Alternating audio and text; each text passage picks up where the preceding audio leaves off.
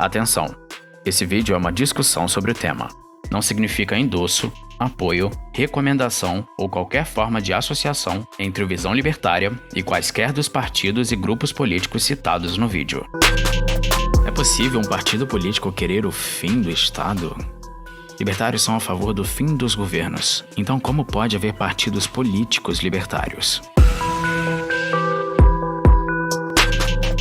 Este é a Visão Libertária, sua fonte de informações descentralizadas e distribuídas. É difícil crer que um partido político, que é uma organização relacionada à máquina estatal, vá pregar o fim do Estado. No Brasil, provavelmente, sob a Lei de Segurança Nacional, certamente uma declaração dessa levaria a uma punição ou exclusão do seu emissor, ou do partido todo se fosse uma posição conjunta.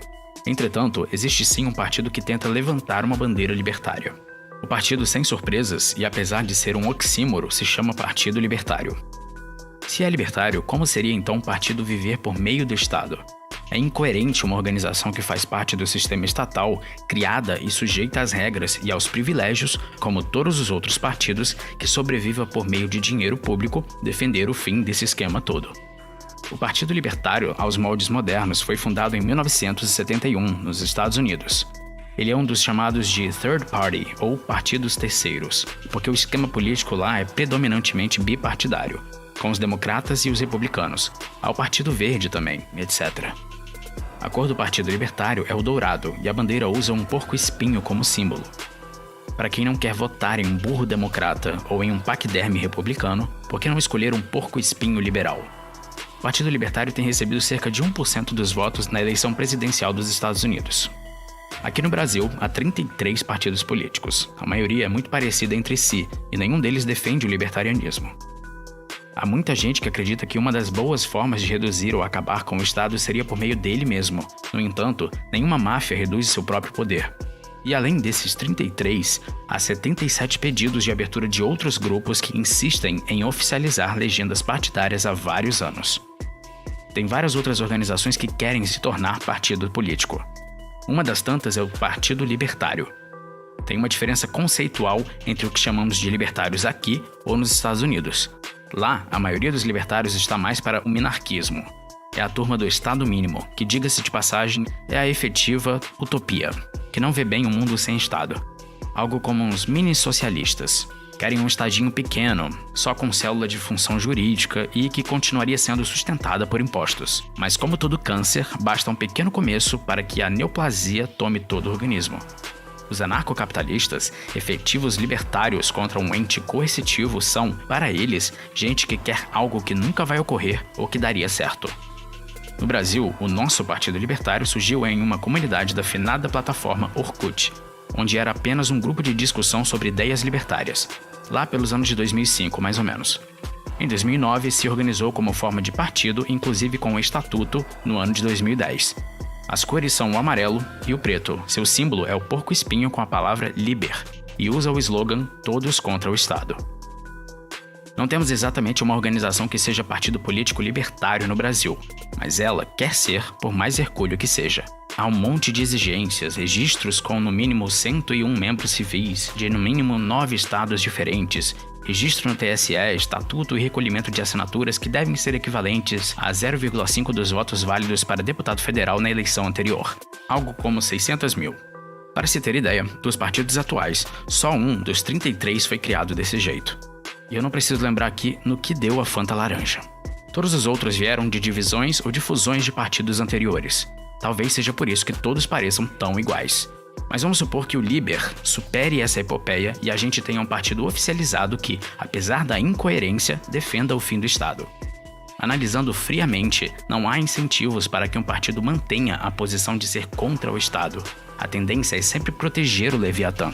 Por exemplo, a própria existência de partidos políticos, uma vez que o Estado perca tanto poder a ponto de ficar desconsiderável para qualquer pessoa, não haverá motivo para partidos políticos continuarem existindo, pelo menos não do modo como conhecemos hoje.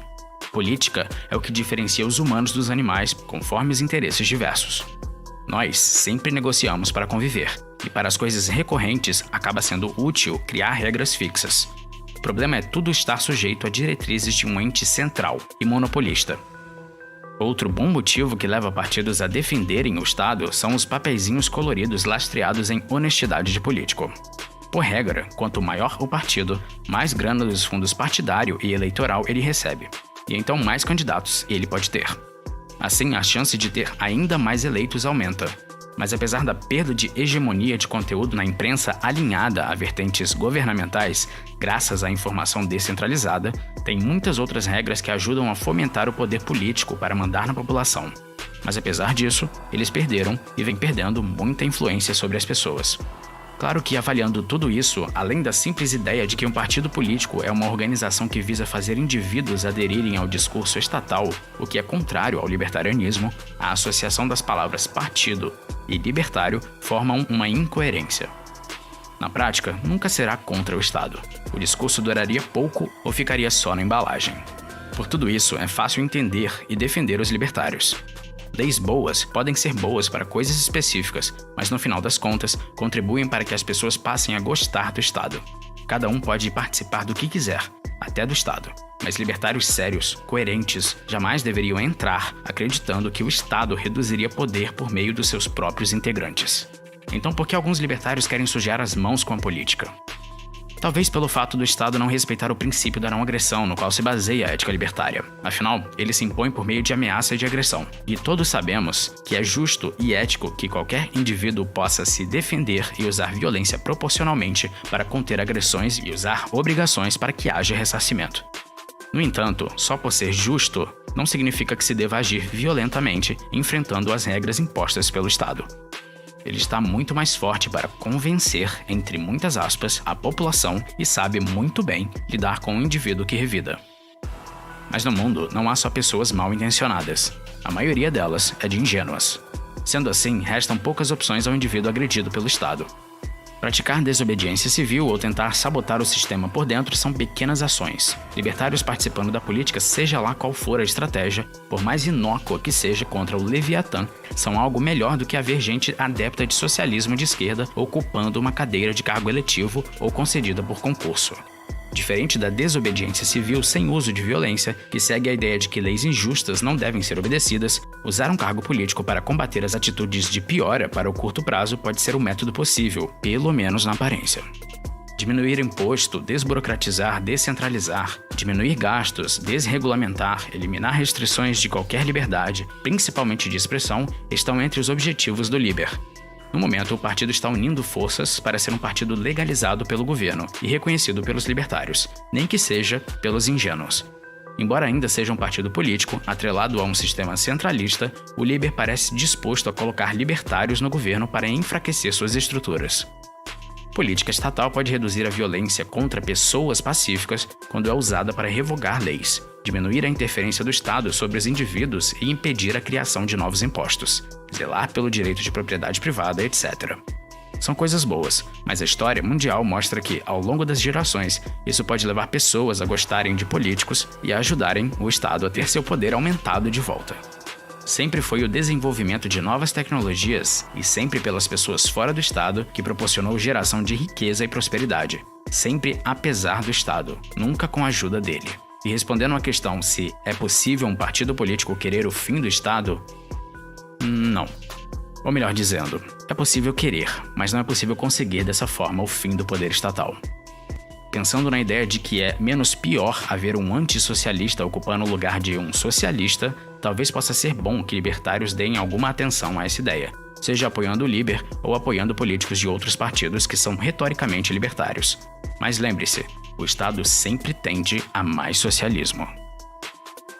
Obrigado por sua audiência. Esse artigo foi sugerido e escrito por Guerrilheiro Libertário, revisado por Stanley Calderelli, narrado por J. Fernandes e produzido por Henrique L. Se você gostou deste vídeo, clique no ícone de curtir abaixo e compartilhe o vídeo em sua rede social. Se você deseja ser notificado de outros vídeos, inscreva-se no canal e depois clique no ícone de campainha. Apoie iniciativas libertárias. Veja mais em nosso site e participe do projeto. Até a próxima!